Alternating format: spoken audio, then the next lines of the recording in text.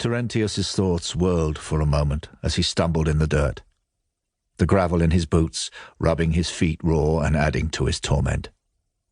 He'd been warned by his friends to wear socks to prevent chafing, but the Arabian heat was just too much to even think about such apparel. Righting himself, he gritted his teeth against the agony of his severed arm, momentarily dropping the groaning figure, gripping his elbow and raising the forearm to prevent too much blood flowing free. His tourniquet must have loosened. A quick glance over his shoulder told him it was just about over.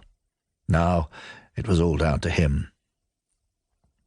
Taking a deep breath, he gathered a handful of the man's tunic in his fist and staggered on, hoping he had remained unnoticed. The catalogue of disasters that constituted Gallus's campaign had begun almost immediately. Rounding the tip of the Sinai, the fleet had encountered a freak storm at open sea and arrived battered and worn at the Arabian coast, only to discover that they would have to continue many leagues south along the rocky coast before finding a harbour where they could safely put in. Of the 130 ships that had slipped away from Arsinoe, fewer than 100 arrived at the port of Leuce, and as the men clambered wearily and distraught onto dry land, many had found somewhere quiet to make offerings, libations, or simple prayers to Neptune in fear or gratitude. Among the legions, resentment began to rise towards the prefect's Nabatean guide, Caelius, who had insisted on this disastrous route as the best entry point to the fabled lands of Arabia Felix. The Nabatean official had remained in the confidence of Prefect Gallus, however, insisting that there had been no reasonable alternative. What had been planned as a week-long sojourn at Leuce to allow time for any stray vessels to rejoin the fleet had then turned into months of waking nightmare as a sudden plague began to manifest itself among the men. An illness perhaps contracted at home and then spread in the cramped conditions of the ships, or possibly native to Leuce and virulent enough to move about the Roman camp like a sudden brush fire.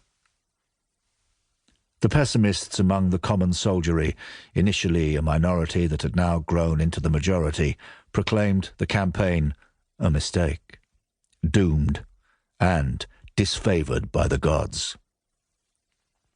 Truly, the size of Gallus's enormous force had almost halved by the time the disease had run its course, and the segregation of the sick from the healthy had halted its spread. The army that left Leuce the next spring, heading into the desert along ancient and mysterious nomadic trade routes, was a different force entirely to the one that had left Aegyptus. Brooding and dark, sick and tired, fewer than 7,000 men pressed on toward the fabled lands of Arabia Felix. The Nabatean Caelius once more leading the way, to the loathing of many. Terentius paused, his head spinning. The loss of blood was starting to affect him, and he was beginning to feel distinctly faint. Yet he had to press on, else all would be lost. Tearing off a strip of his russet-coloured tunic, he added an extra tourniquet, pulling it tight until the flow of blood slowed once more. Gritting his teeth, he glared down at the barely conscious man in the long brown robe and growled. Changing his grip, he grasped the man's long hair and used that to drag him across the rough ground.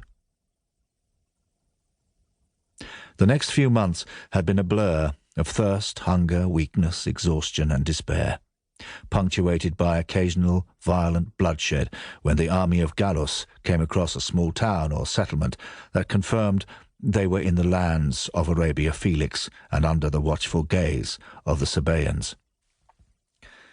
The names of conquered towns went down in the prefect's wax tablets for later reports and to count toward the possibility of a triumph, though they meant little to the soldiers themselves. Neirani, Aska, Athrula. What constituted glorious expansion for Gallus meant the periodic loss of hundreds of comrades for his men. And then, finally, less than a week ago, they had reached the prefect's goal. The great mud brick, powerfully walled city